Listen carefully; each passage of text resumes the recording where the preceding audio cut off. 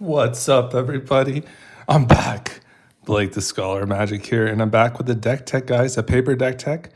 I'm so excited to share this with you. This is definitely the most popular video on my channel thus far. It probably brought, the greatest type of interaction that we've seen so far. And I said, hey, let's go back to Omnath. I still am in love with this card, and I'm sure you are too, to a degree. So let's get started. Let's dive right in. Omnath, Locus of All is a 5-color commander. It's plains, island, swamp, mountain, and forest. You'll also notice in the middle that mana symbol looks like the Phyrexian, like an Eye of Sauron type of mana symbol. That's actually called Phyrexian mana. And what Phyrexian mana is it's a mana cost. It could be paid either through a swamp mana source, a single swamp, or you can actually just pay 2 life and not pay any type of colored mana at all. Just simply pay 2 life. So I want you to see this as kind of a 4-colored or 4-costed commander. Simply have plains, island, mountain, forest available, and you can cast it for that 4, and we're going to pay that 2 life probably most of the time. I would say like probably 95% of the time, you're just going to cast it for 4. So what do you get for this 4-costed commander? It's a legendary creature, Phyrexian Elemental. If you lose unspent mana, that mana becomes black instead. And so as long as you have Omnath on the battlefield, and say, for instance, you have like an island left over at the end of your turn, you can tap that island, and it will become a swamp, and you won't lose it as steps and phases end, even you're going to your opponent's turn, which is unique because typically if you don't spend your mana during your turn, you'll have to wait to your upkeep and to utilize it or bank that mana in general. Or you don't really bank it at all. You just have to wait till your next turn. So this accumulates mana, which is a very unique, text feature. I would recommend keeping like a dice nearby. Probably when you cast Omnath, just put like a rollover die or like a D20 next to Omnath.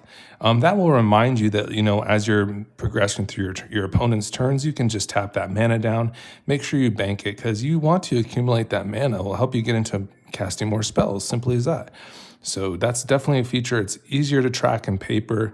You don't have to like remind yourself about it. You'll just have like a visual to look at, and then you can go ahead and move forward with that mana. Additionally, at the beginning of your pre-combat main phase, look at the top card of your library. You may reveal that card if it has 3 or more colored mana symbols in its mana cost. If you do, add 3 mana in any combination of its colors and put it into your hand. If you don't reveal it, put it into your hand. So I think it's best to kind of see this simply by illustrating it. Like Omnath itself, it has 5 or more colored mana symbols in it. So it would meet that criteria. For instance, if you had like an additional Omnath in your constructed deck, you could reveal this particular Omnath to meet that requisite. You would then be able to add three green, or a green, a red, and a blue, or 3 black, or 2 blue and 1 blue, any combination up to 3. So that's a kind of way to see it. I think another interesting way is kind of just to like look at this Aurelia here. And it is kind of confusing when you're first playing Omnath. You're like, well, do I need 3 different colored mana symbols? Like, do I need to have like a blue source, a green source, and a red source? And I think a lot of people, including myself, kind of read it like that. But it's just 3 or more colored mana symbols. It could be like this 2 plains, 2 red. That's 4 or more colored mana symbols. So that would meet the requisite. So you just have to go by how many colored mana symbols are in that costing cost. And I'm going to go over all the cards that kind of trigger that immediately. I'm going to get right into that. So what that means is basically you're going to draw, and then you're going to have that space in between where you're going to be able to reveal this particular card if it does meet that requisite. Either way, whether you reveal it or not, you're going to put it into your hand. So it's basically like drawing an additional card, which is really, really nice. You're going to love that additional card. So most circumstances, we're going to love to get this out as soon as possible and really let the RNG kind of take over and hope to reveal those cards. I took this deck, and it still remains like a Mutate themed. Why I did Mutate is because I actually began this journey just like by playing all the mutates in a brawl format. I went through like the first sliver. I mean, there's an abundance. Niv Mizzet. I think I tried like a lot of different 5-color commanders, and I settled on Omnath that was just kind of cheaper than like, the sliver. It's like $40 or $50 cheaper. And then I was like, well, this is just fantastic. Like, I just love to get this extra card. And this like kind of mana boost, it kind of just like was excellent. I just was, kind of just very fond of it. And I still believe it's just a really great card for Mutate, because a lot of the legendary Mutate creatures have 3 or more colored mana symbols in their mana cost. So it's kind of just like an easy fit. It just kind of made sense. So without further ado, let's kind of get into this bad boy. Now, I would like to say before we get into the Mutate cards, I think there's like kind of a process with Omnath. There's 4 cards in particular that I really want to pay attention to. I'm going to reveal those 2 right now because they are meeting the requisites of the 3 or more colored mana symbols. It's basically the manipulation of those cards, right?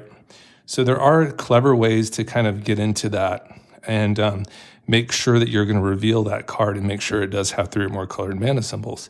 There are certain cards that enable this in a wombo-bombo fashion, I would say. So let's get right into it. Okay, this one is a Vaughn recommendation. So Vaughn, hey, let him know. You did it, brother. You figured out one of like the key components to Omnath. And I think this is it. This is really I think if you can like focus on the 4 I'm going to illustrate, 2 of which are just wombo bombos because they will trigger Omnath. I think that's kind of where you want to start. You want to be able to like have that ability to stack your deck in a way where you're going to just reveal that, and it's going to be fantastic. So this one is going to let you stack your library up, in any fashion with 3 creatures. So you can do a creature maybe perhaps that you really want, like a low mutate costed creature. Then you can set it up with like an Aluna, for instance, which has 3 more colored mana symbols, and you're going to get that trigger. You're going to add Teamer mana pool, red, blue, and green to your mana pool, and it's going to be fantastic. And then you're going to have another creature along the way. You can put like a bomb, because if you're planning on mutating a Luna, you would go right into that permanent too.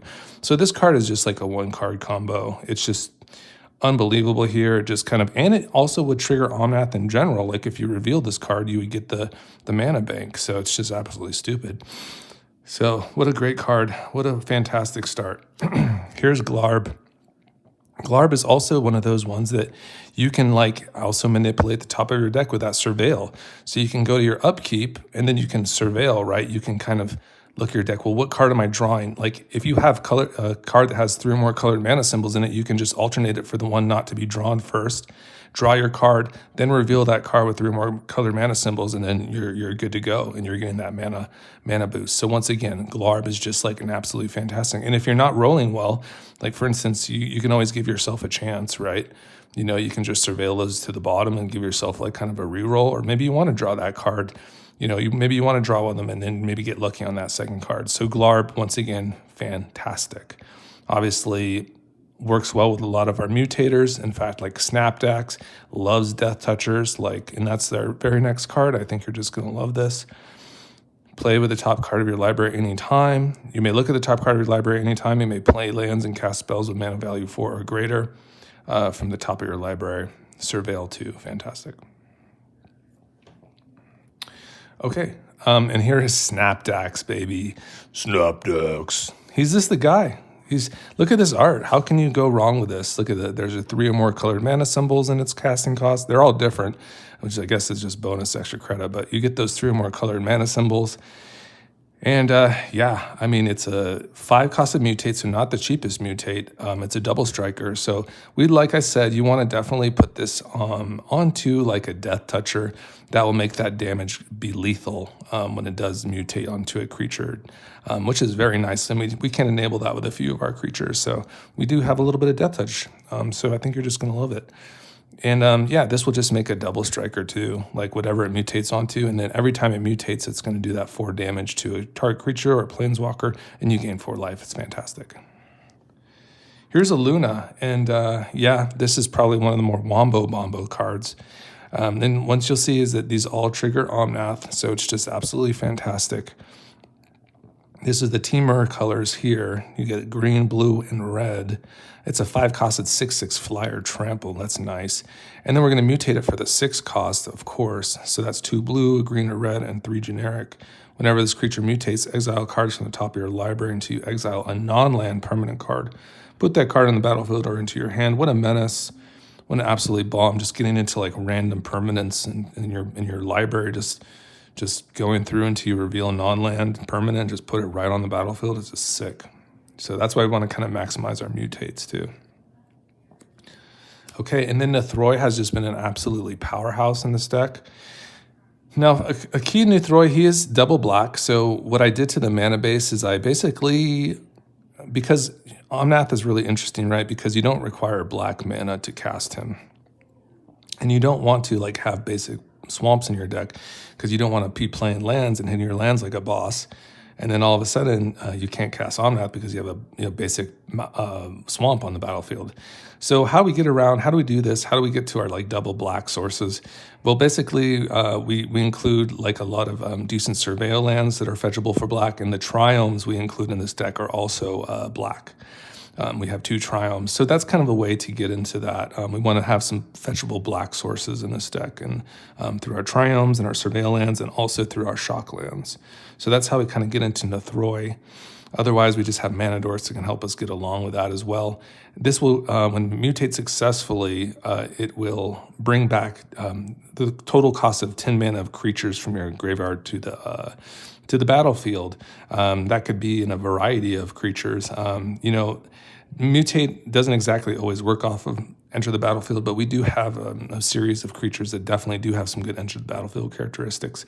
Otherwise, we're just going to be building a really nasty board that's kind of, as this continues to mutate, you're going to keep returning more and more creatures to the battlefield because we're going to build the yard so well. Brokos! Yes, Blake. Brokos, this is the best Commander video we've done so far. Yes, I like how your voice is turning like mine. Brokos is like my spirit animal. This card is, it's a tree with a beast. It's a nightmare beast elemental. And I just love that this thing can just go to the graveyard and you can have repeatable mutates. People get really scared, and if they have graveyard tech, usually they'll like kind of, single your graveyard out and try to get in there and kind of remove Brokos. Kind of just a nasty threat that's like perpetually there, just ready, like, I'm here, whether I'm in your hand or in your graveyard. I'm a pretty low-cost mutate. I'm going to give you that benefit of mutating onto something, like, because that's how it works. Mutate just benefits from increasing and stacking more and more cards. I guess it's a good time to kind of illustrate like how mutate works. I think I could probably do it pretty well with like a card like Aurelia, just so like you're just kind of, basically if we wanted to mutate, for instance, Brokos on top. Basically what's kind of interesting is, in this manner, they'd still both be considered legendary. But say, for instance, we mutated like a non-legendary mutator on top of Aurelia. Then Aurelia wouldn't be considered legendary anymore. She would still be considered Aurelia and this creature name, but she would lose that legendary type. Additionally, the stats are the top creature. And all the abilities and text box, they both meld. So say, for instance, we put Brokos on here, we'd make a 6/6 Aurelia that was flying.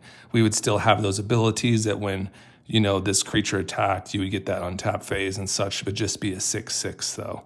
So it's really interesting overall. It would basically have this, basically Aurelia would not be considered, I don't believe, an angel anymore. And obviously it would be considered this text box here, the legendary creature still. So it's very interesting how like what does mutate take? What does it leave?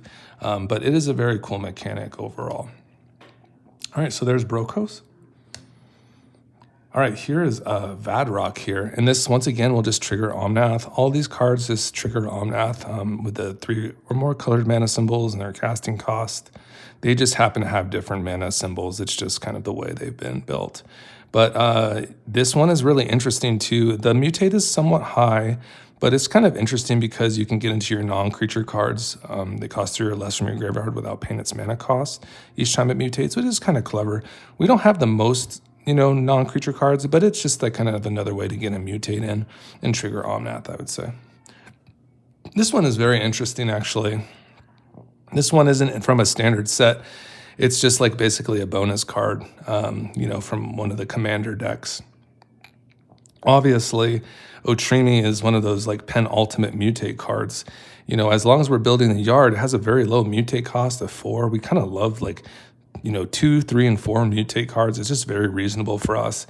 And each time this thing mutates, or each time whatever this creature is mutated on, or whenever this creature in general deals combat damage to a player, return target creature card with mutate from your graveyard to your hand. So that's some nice gasoline. We love to get some card advantage by putting those back into our hand. Fantastic. Here's Rakshas's Bargain, and this one is a newer one from Dragonstorm Dark here. I just loved it for it's just such a nasty Sultai card. If when you're playing cards such as Reanimate and Animate Dead, it's just a really nasty sequence. You can have an early Rakshas's Bargain. You could you could put in a Luna into your graveyard, reanimate a Luna, and then really get busy with your mutates. So this is just an extremely powerful card for our deck, and probably powerful in very much stronger formats than standard because of those very cheap reanimate spells. And this has some very good card advantage for 3 mana too. Also sets off your Beanstalk, which is kind of insane. Will trigger Omnath as well. Oh my God, the hits are just coming and coming, guys. Tevel, this thing is just a nasty boy. If you played against this in MTG Arena or your local LGS, you just know this card is a nasty thing. And, it just has that repeatable, land gas. It's just always returning lands to the battlefield. It's making more bodies. It's kind of a nasty thing. And all of a sudden you're going to have a ton of lands because, you're going to be hitting your land drops. You're going to be attacking in with this flyer. You're going to be making zombies. It's just a complete bizarre card. It is just a completely interesting card in general, I'd say. Whenever one or more cards leave your graveyard, create a 2/2 black zombie creature druid token. Fantastic. This is the card that people scoop on. And like I said, we're still on the Omnath train. These were all triggering our friend here. I would say this is a very, scoop-inducing card. On Arena, I'd say 99% of the time when I mutate something onto Helga, people don't really want to play too much longer. I'm drawing cards off of Helga. I'm making her a 5-powered card because whatever I'm mutating onto her, I'm mutating on top, and I'm just making a stronger creature, like I'd said. So if I put a Sawdust Demolisher on here, I'm going to get that 1/1, I'm going to draw, and then I'm going to have a 7/7 that, taps for 7 mana of a particular color. And that's kind of a nasty thing, yeah. It's kind of a nasty one, I'd have to say so myself. Really nasty in this deck for sure. Here's a Craterhoof Behemoth, just a nice finisher for us. Nothing too fancy. I've just had some nice success with this. We do make some tokens with Cub Warden, for instance, and it just gets the job done. We don't hate it. It triggers Omnath. Yeah, nothing to hate about that. Here's Valgavoth. This one's kind of an interesting one. I think it just kind of makes sense. The three or more colored mana symbols are there. Triggers Omnath. And it's either we're going to reanimate this or cast this. It's not so bad with Omnath on the battlefield, right? Especially for inducing those triggers as well. So obviously this card just is a bomb, a 9/9 lifelinker. We're going to be able to cast we're going to get cards when things go to the graveyard. It's just a nasty thing, right? Here's kind of maybe a feels bad card, and because I feel this was definitely a recommendation. It's just solid. If your meta is decently competitive, I think it's fine. They're going to be doing things that are have some debauchery to them. I would say this is probably in a debauchery level. Basically, we can get rid of Kiki Jiki's legendary text by just mutating a non-legendary mutator over it. We can wait till our opponent's end step, and during that cleanup step, we can make 1 billion copies of that particular mutate card. And then when it goes to our turn, we can just swing on all our opponents and deal infinite damage. So that's kind of an interesting finisher, and it's not very mana, intensive either. We have Parcel Beasts in here, and so it's just a 7 mana combo, and that's really nasty. It's dang, homie, that would be a really nasty way to end the game. So I thought it's kind of an interesting one. It's just kind of interesting to me in general. Could be interesting with like a Crater Hoof too. Like, you know, you can just make like 1,000,000 copies and then cast the Crater Hoof like on one single turn. That could be another way to get into the Kiki Jiki. It triggers Omnath. So overall, kind of an interesting card in general. Here is the 4 lands that can be act as lands or spells. They all have 3 or more colored mana symbols in them. Aghanim's Awakening is a great resurrection spell. Seagate Restoration is a great, card advantage spell, of course. Emeria's Call, fantastic can make angels. These are just great because they can just be acted as lands by paying 3 life. They will come untapped in that manner. Otherwise, you don't have to invest any life. Just have them come in tapped if you really need it. Turn Timber Symbiosis, fantastic. Probably one of the better ones, because we have such big bombs in here. Now, we talked about Glarb in Congregation at Dawn. There's 2 more instances I just want to kind of instill with you for ways to manipulate the top of your library to get that trigger with Omnath on the battlefield. And I feel like if you start with these 4, you're going to be on your way to like building this deck for yourself and finding what makes it tick for you. Worldly Tutor is that one card that we draw. Then at instant speed, we just topped our library with like that 3 or more colored mana symbol card. We get that trigger from that creature. Very nice. Sylvan Library, similarly, you're going to take in additional cards during your draw step. And then you're going to put the one back on top for that additional trigger for Omnath. And then we're going to trigger Omnath once again. So it's fantastic. Wait a second. How did these get here? The Sensei's Divining Top, that would actually manipulate the deck too. But guys, these are cards I'm giving away. These aren't part of the deck tech. All you have to do is comment on a video. I've made videos since 300 subs, and basically I'll pick a video out of that. I'll randomize it, and basically then once I find that video, they'll be random. I will then randomize the comments in that video, and then that person, you get 1 entry per video. That person will win these cards. That's as easy it is. So just make sure you comment on this video. You don't have to be a subscriber. Just simply comment on a video. And if you go back like 10 videos or so, maybe 15, I'm sure you would still be eligible. So go back, check out some old videos. I think like you'll probably see, I'll probably put in the description when it started, just so you know. But these are great cards, and I'm just giving them away. So 400 subs. Thanks. Well, that was fun. All right, so now we're back to the video. Here's the Aftermath Analyst, and now we're gonna like find all like the great ways to build our graveyard. We're gonna have like a landfall sub theme, and Aftermath Analyst is just one of those fantastic cards. It's gonna build your graveyard pretty well, return some lands to the battlefield. Fantastic. Blossoming Tortoise is just that other fantastic card. Just has repeatable graveyard value. You're just gonna be able to build your graveyard upon entering and when attacking. So very nice. Lumra, this is one of those fantastic elementals, and we definitely have like kind of an elemental theme going on, and Lumra is just going to love to mill some cards for us, which we love in general, and then return all those lands to the battlefield. Lumra has definitely been like part of like my biggest pop-offs of all time. I'll kind of describe to you how it goes through these next sequences of cards. Ripples of Undeath also builds the graveyard to a great extent, and then we can pay 1 during that pre-combat main phase, and 3 life, and then put that card into our hand. It's fantastic. Just repeatable milling. Those work of course, as we build the graveyard. Reanimate is also very powerful, and Animate Dead. And they're just very strong because we can hit our opponents with them as well to reanimate any creature card.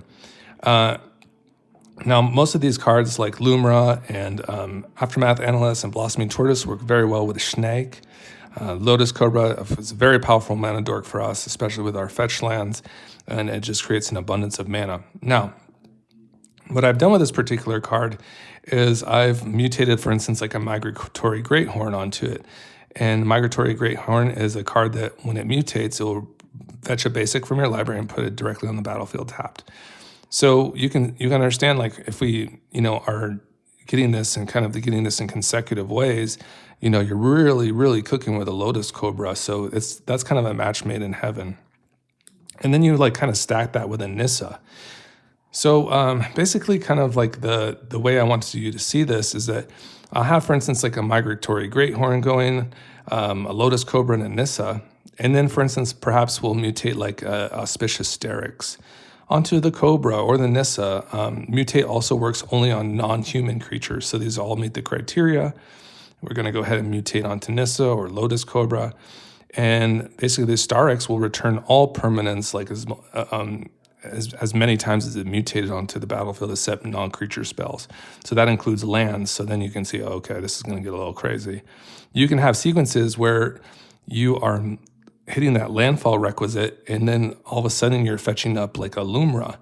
And now Lumra is being able to be casted because your Auspicious Sterix just brought in 2 additional lands from the mutate, and then you're casting your Lumra, and then you're just kind of like cycling through and you're building this landfall, and it's just like an abundance of riches. It's quite something to see. And here's the cards here so you can see them. Migratory Greathorn is kind of that great, that OG mutator. Mutate 2 generic, 1 green. Whenever this creature mutates, search your library for a basic land card, put it onto the battlefield tapped, then shuffle your library. Low mutate cost, very nice mutator. And very nice stats, actually. It gets kind of our creatures a little stronger. And this is really the card. This card is it is a wondrous card. It is it's probably one of the better ones for my Ikoria, wouldn't you guys say? What's your favorite mutate card? I'm kind of interested to know. In terms of power, I feel like the Sterix is kind of like the card. It just, the 6 is not too unreasonable. And we've already mutated a couple times on creatures by the time you're mutating on top of this one. And if it resolves, you're going to basically have like, the mutate from the Sterix and the mutate from the Greathorn, and that's 2 permanents onto the battlefield like instantly. And perhaps maybe it's, even had another mutate in between. So that could be 3 permanents, right onto the battlefield at once. So really interesting with landfall, I would say. Here's another kind of interesting kind of landfall playoff because we're kind of in that kind of zone. And this is I probably should have included this in the Omnath trigger area because it is kind of meets the requisite. But here's just another bonus landfall card. And each time a land hits the battlefield, we can gain control of target creature for as long as you control Royal Elemental. Fantastic. I went this route. I think this is the way. I feel like that card is going to be exceptional. Here's Mirag. This is kind of just like a really nasty win con. For Mirag, you're going to want to like just, attack in and then start playing lands. If you do still have lands, it's going to see, it's going to accumulate those combat steps, in terms of like main phases. So it's just kind of an interesting card in the way you have to sequence it. But I just love it. And also it's has to do with like the untapping of the creatures too, right? So you attack in, then you play the land, and then it's going to see that, the trigger will see that and untap your creatures. And then you get an additional combat step. So what a nasty landfall card. I accidentally, this should be with the Ripples of Undeath. But yeah, it's fine. Well, look at that card. There it is. The Overlord, the most busted, impending card of all time. But yeah, this is just also builds our graveyard, gives us access to some creatures, and just is kind of that threat that's kind of just waiting to come back and just kind of get busy. So enters or attacks, mill 4 cards, then you may return a non-avatar creature card or a planeswalker card from your graveyard to your hand. Additionally, you can just pay this for 2 as like an enchantment. It will sit to the side with those counters, and when they're removed during upkeeps, then you can kind of get it and it'll be a creature again. Otherwise, you're just going to get that sweet 2 mana, mill 4 cards, return a creature or non-avatar creature card or a planeswalker card from your graveyard to your hand. Fantastic. So I also wanted to like kind of illustrate like the building of the graveyard and such, and also building the graveyard for the lands, because that will like help our aftermath analysts and such. Commercial District can do this. Green red, green blue for Hedge Maze, they all surveil. Basically, you can look at the top card of your library and decide to keep it on top or put it in your graveyard. Lush Portico, fantastic. So we're definitely banking on green. So you'll see the theme. All these surveil lands have green, and here's your fetchable black source, which we love. And then you just have like an abundance of fetch lands. Yeah, basically all of them. So this just really kind of works for our 5-color deck. This is kind of what it requires for your mana to be mostly decent, I would say. And it just kind of works with landfall in general. So just fantastic stuff here. Prismatic Vista, great. This will fetch basics. Similarly, Fabled Passage on your 4 or more land, right? 4 or more lands, untap that land. Yep, and that's basics too. In this portion of the deck, we're going to get into the United Nations, and I call that the United Nations because we just have some really interesting one-drop legendaries. We get to play Mox Amber because of that, kind of maximize our mana and our hot starts, you'd say. So Tiny Bones is that really fun mutator. Well, it's not a mutator, but it'd be fun to mutate onto because of the death touch. Like, for instance, putting like a Snapdax onto this would be very cool. And then basically you're going to be hitting in with Double Strike and, you know, getting some more looks at your opponent's graveyard. I love it. I just love Tiny Bones here, just kind of getting that value from your opponents. Similarly with Ragavan, just like another great card to mutate onto. Gets you some advantage in mana and cards, looking at cards. Skrelv Protection, we love Skrelv, fantastic. Tamiyo is kind of an interesting one. I think it's just good enough on its own. You would have to be careful. I did test this out on Arena. I was curious, like for instance, if I mutated like a Sea Dasher Octopus on top, it wouldn't appear to be called Tamiyo, right? And I was like, well, I wonder if that gets around like the drawing 2 or more cards, like, because I fear that, you know, once this flips, I'm going to lose that mutate creature. And that's true. You would. It still remains Tamiyo when you mutate that the Sea Dasher Octopus on top. It does lose its legendary status. That's the only thing it really loses when you. And it's interesting enough with the Sea Dasher Octopus, it enables it pretty well. That's like probably your nutted draw. You know, you could basically turn 1 or turn 2 swing with your Tamiyo, mutate your Sea Dasher if you wanted on top of it. You know, go to your next turn, and then you'll draw the 2 additional cards because your Sea Dasher will draw, and you can pop a clue. And then you'll have a flip Tamiyo. So it's kind of interesting overall. Like, interesting card. I think it's just strong enough on its own, and you could mutate onto it. You know, we might not always trigger it. So I think it's cool. I still think I'm a fan of it. I just like it. Here's Ivy, Gleeful Spell Thief. This is probably like one of our better legendary creatures. It just duplicates our mutates. As long as we have another non-human creature on the battlefield with Ivy, we can target that creature, and then Ivy will see that and then allow you to copy that same card over Ivy. So it's really busted with mutate. Like, imagine Auspicious Sterix having 2 instances of Auspicious Sterix just for mutating onto like another creature other than Ivy. It's kind of busted. Similarly, Storm Chaser Drake is fantastic. Every time it's targeted by a mutate card, we draw. That's fantastic. Frontline Heroism is definitely probably like one of the better cards in our deck, and people just like don't understand like what's going on with this until they experience it with mutate, and it's just like another level. I've seen this like go in storm decks, like Zada decks, for instance, but in mutate you have to understand that when we mutate over that token, we're going to create another instance of that mutated creature onto that an additional token, or whatever other creature that we're mutating onto. So that's double the mutates. And you know, if you have like a Sawtusk Demolisher, all of a sudden your deck is turning into like Stone Rain. You know, like you're just like stone raining people all of a sudden, and it's really nasty stuff. Or, you know, taking out their enchantments and artifacts. So Frontline Heroism is just one of those really interesting cards. I'd like Parcel Beast is such a nutted card with this because like it's such a low mutated costed card. And all of a sudden, like you're ramping and drawing cards, like maybe perhaps when a Parcel Beast would just kind of suck. So Frontline Heroism is really good. Honestly, though, like I don't hate on Parcel Beast. It's just a 2-mana mutate, and we love 2-mana mutates. Vesuvian Duplimancy is just also that additional one where every time we target a creature, it's going to make a copy of that creature, you know, before it gets mutated onto. It also will copy like if a card that's mutated already and has like stacks of mutate onto it or melds, it will copy that creature exactly too. It'll retain those characteristics of those mutated creatures. Very interesting card in general. This has to be single target instances, so mutate will meet that requisite. All right, and here's like all our sweet mutates. So let me just move these to the side. These are just cards that are fantastic. they have, I started an order with the casting cost of the mutate cards. So for instance, it goes from lower to higher. And basically you have your Sea Dasher Octopus here. That's one of the more fantastic ones. Very easy mutate cost, can go at flash speed. Only 2 costs to mutate is fantastic. That's crazy. Similarly, Parcel Beast, that's just crazy. Two mana mutate, that's crazy. You can see like you mutate onto enough things, and you can say, well, like an Auspicious Starks just kind of gets that much stronger. I mean, your mutate payoffs like get so much more interesting. Like whenever this creature mutates, return target instant or sorcery from your graveyard to your hand. So it's just like, you're just like kind of firing on all these cylinders with these low mutate cards.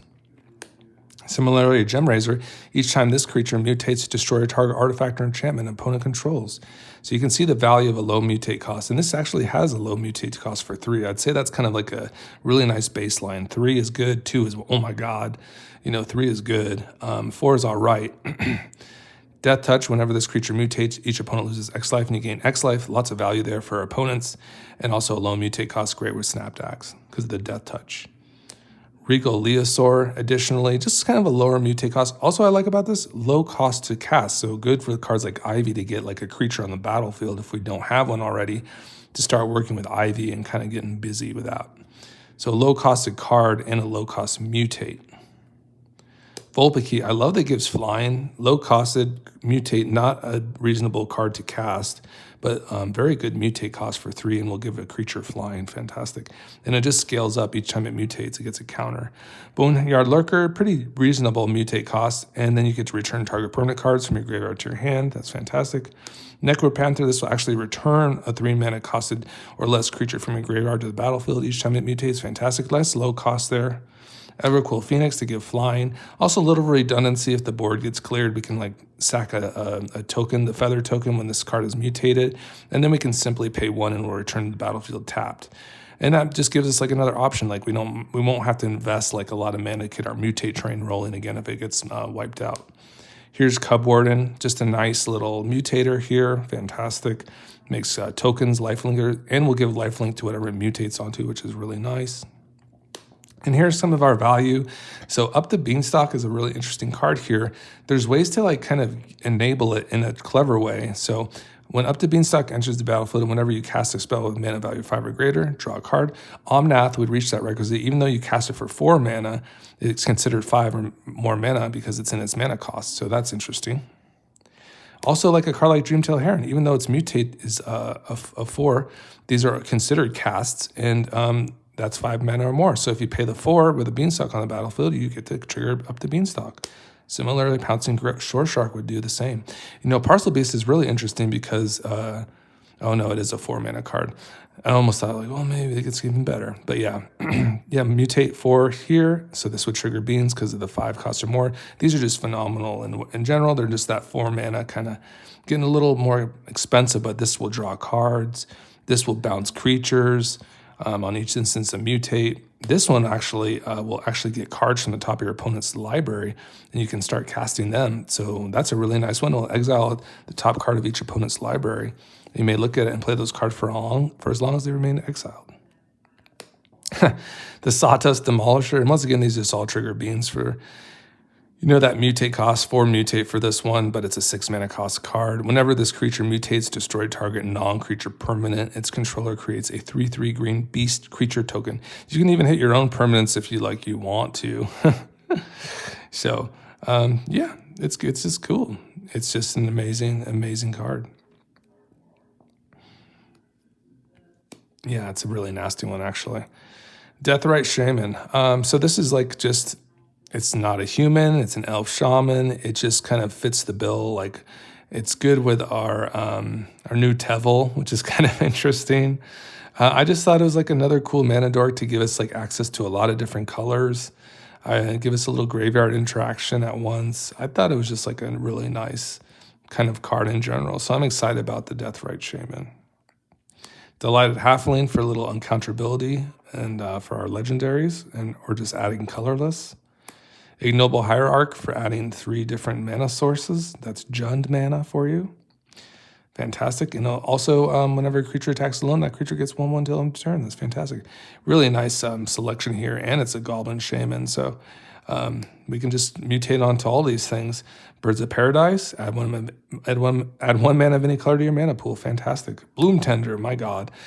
Yeah, this is like the card you're like worldly tutoring for, like on your opener, and then you're playing a Bloom Tender, and you're getting an Omnath, and then you're living your best life because you're like producing 5 mana for a 2 mana investment.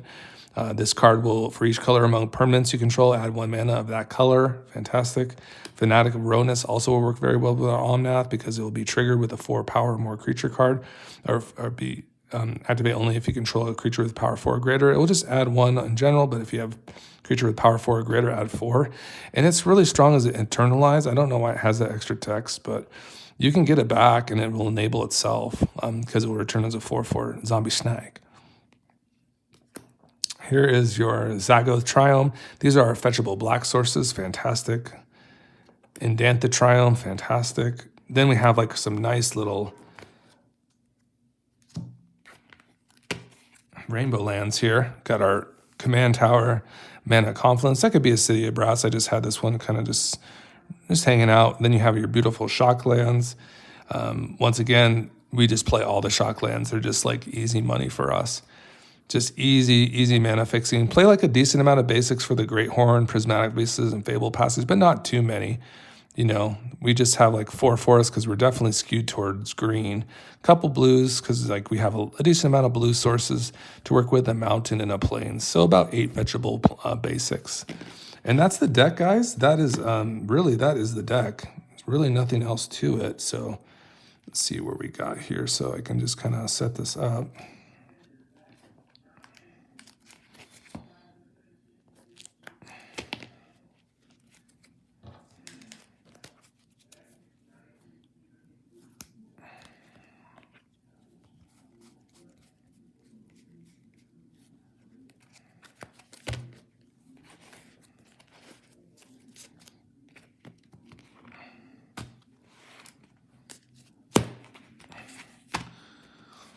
All right, everybody. So this is kind of a little sneaky look. We'll just bring it down just ever so slightly.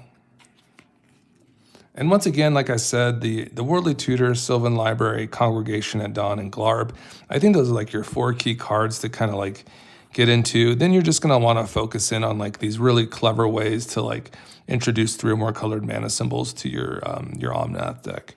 And I think you'll find some really interesting choices. I definitely went like with an elemental vibe because Nissa just fetches up elementals, and it kind of just made sense to like play like kind of a Golgari, Sultai, graveyard kind of landfall action, and just kind of get value through that because the newer cards kind of just like cater to that, like the new Tevel. It just also kind of works with Omnath. I would say though that those 4 cards are just kind of like you're kind of just like your gateway into whatever you exactly want to do. Maybe you want to like do like enchantment tribal, like there's a lot of new enchantments that are coming out in Final Fantasy, so maybe you're going to be like really and a lot of 3-colored mana enchantments came out in Dragonstorm, so maybe you want to do like a weird Omnath like Tom Bombadil vibe. I mean, maybe that's something that we can try. Maybe let me know if you'd be interested in seeing that. I can definitely make it happen. I think I will do it. I think I will. Yeah. But that sounds fun. And that way I don't have to have like so many 5-colored decks with $500 on lands in them. Jesus. Well, anyways, I hope you liked this, what you saw today. I bet my homies who stuck around, you're already subscribed, so thanks. Just please like the video. I'd appreciate it. We're close to 400, and we're on our way to 500 as well. At the 500 subscribership, where I'm actually giving away a full Commander deck, and that will be like select comments, basically on the Maria content I've put out. It will be exclusive to that, and a Sauron, like kind of like a secret Sauron brawl deck that no one really watched. It's next to the Maria deck that I just put out. If you just go back like 2 or 3 videos, you'll see Mary and Roxanne on a thumbnail. That's when I talked about the 500 subscribership. And then I'm basically just going to put out the deck tech for the deck I'm giving away. And that will be like kind of the sweet 500 subs giveaway. And I think we're going to get it. The channel is going nuts. I think it's just because of the standard content I've been putting out lately. But yeah, I think it's been great, and I think it's just going to continue to go. So thanks for joining me today. I hope you have a wonderful day. Bye-bye.